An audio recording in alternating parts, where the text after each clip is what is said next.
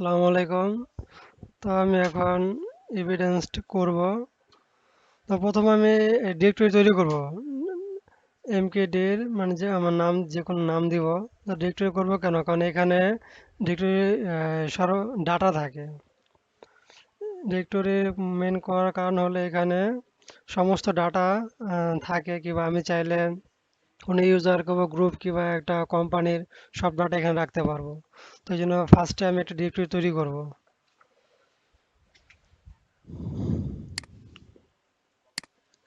Directory আমি তৈরি করে নিব। ls দিব কমান্ড, আর ls ns হাইপেন la।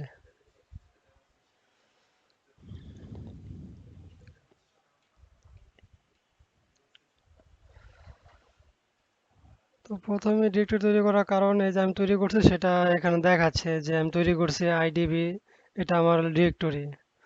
তো আমি চাচ্ছি আর একটা দেখ যে তৈরি করছি ওটা আমি আছে কিনা, যে আইডিবি, হ্যাঁ এটা আমি তৈরি করছি, এটা আমার হলো ডিরেক্টরি। তো আমি এখন এখন আমি তৈরি করবো হলো ফাইল ফাইল তৈরি করব। টাচ ফাইল তৈরি করো, ফাইল nt.txt ফাইলটা দিয়ে দেব।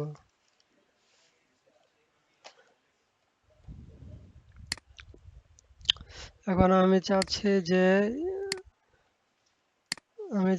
যে আমার ওই টিএক্সটি ফাইলটা, ওইটা মানে যেটা এনটি, ওটা ওইটাতে আমি কি করব, যে আমার ফোল্ডারে ডিরেক্টরিতে আমি নিয়ে আসব।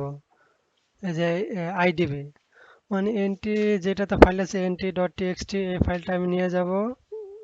মানে এটা আমি কপি করব, মূলত কপি করব আইডিবিতে।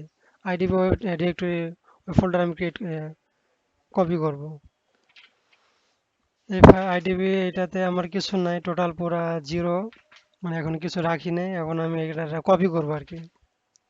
এনটি যে আমার ফাইল আছে সেটা থেকে আমি কপি করব, যে আইডিবি যে আমার ফোল্ডার আছে মানে ডিরেক্টরি, ওখানে আমি কপি করব। তো CP slash root slash nt.txt nt.txt slash space slash root slash IDB, মানে যেটা আমি কপি করবো ওটাতে আমি নিয়ে নেব আইডিবি। ডেস্কটপ হবে না, কেটে দিলাম।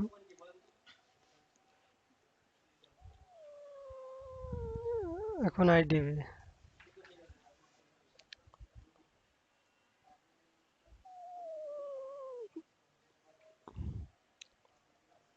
এটাতে আমি লেখার পর এন্টার চাপ দেবো। এখন সরাসরি আমি চলে যাব, সরাসরি আমি এখন ফাইলে চলে যাব, দেখবো যে আমার আইডিবি যে ডিরেক্টরিতে যে ফোল্ডারটা মানে কপি হয়েছে কি না সেটা আমি দেখবো। আইডিবিতে ঢুকলাম, তো দেখলাম না আমার এটা কপি হয়েছে।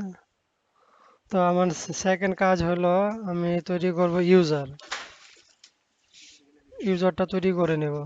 তো আমি এখন তৈরি করব ইউজার। ইউজার হলো তিন ধরনের, একটা হলো রুট ইউজার, আর একটা হলো সিস্টেম ইউজার, আর একটা হলো নর্মাল ইউজার বা রেগুলার ইউজার। তো রুট ইউজার হলো সমস্ত কিছু করতে পারবে বা সিস্টেম নিয়ন্ত্রণ করতে পারবে। আর সিস্টেম ইউজার হলো শুধু সিস্টেমের কিছু ইনফরমেশন করতে পারবে।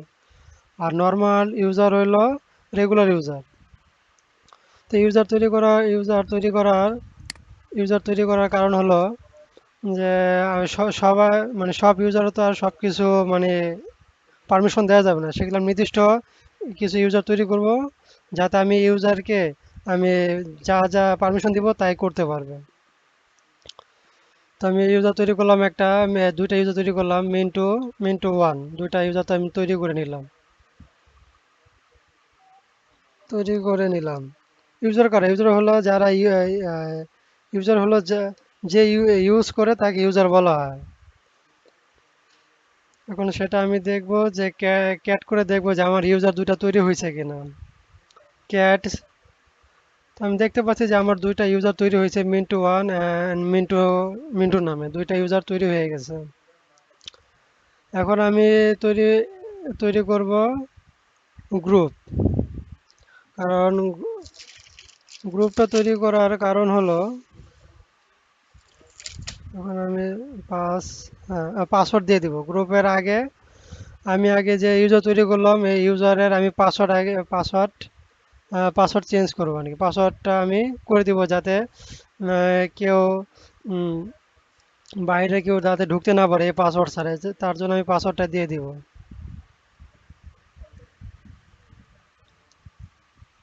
পাসওয়ার্ড একটা ইউজারের সকল ডাটাবেস থাকে ইটিসি পাসওয়ার্ড ডাব্লিউডিতে, এবং ইউজারের সেনসিটিভ ডাটা থাকে শ্যাডো ফাইলে, ইটিসি/শ্যাডো। এখন আমি একটা গ্রুপ তৈরি করব। গ্রুপের নাম তো গ্রুপ অ্যাড ডট বিআইটিআই। এখন আমার এই যে গ্রুপ আছে বিআইটিআই, এই বিআইটিতে গ্রুপে আমি যে দুইটা ইউজার তৈরি করছিলাম ওই দুইটা ইউজার আমি এখানে অ্যাড করে দিব। এখন আমি আগে দেখে নেই যে আমার বিআইটিআই অ্যাড হয়েছে কিনা। আমি দেখতে পাচ্ছি যে বিআইটিআই গ্রুপ অ্যাড হয়েছে, কিন্তু আমার এখানে কোনো ইউজার অ্যাড হয় নাই, মানে ওই গ্রুপের আন্ডারে কোনো ইউজার নাই। তা সেই ক্ষেত্রে আমি গ্রুপের আন্ডারে দুইটা ইউজার অ্যাড করাবো। এই অ্যাড করার কারণ হলো আমি চাচ্ছি যে নির্দিষ্ট এই ইউজারগুলাই আমার এই গ্রুপে থাকবে, বাকিগুলো থাকবে না। সেগুলো আমি এগুলার উপরে কিছু পলিসি অ্যাপ্লাই করতে পারবো।